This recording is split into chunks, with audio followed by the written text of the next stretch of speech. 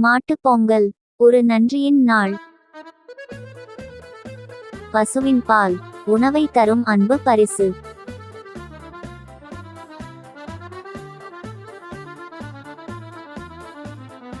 மாட்டுப் பொங்கல் நாளில் பசுவை அலம்புவது அன்பையும் மரியாதையும் காட்டும் ஒரு வழக்கம். உழவுக்கு உதவும் இந்த உயிருக்கு நம்ம நன்றி. இந்த நாளில் அவர்களுக்கு மரியாதை.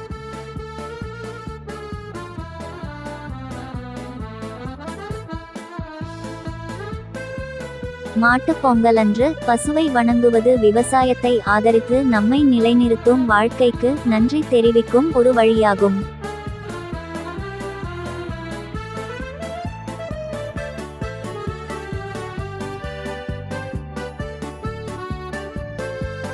மனிதனும் மிருகமும் சேர்ந்த வாழ்வு தான் வழி.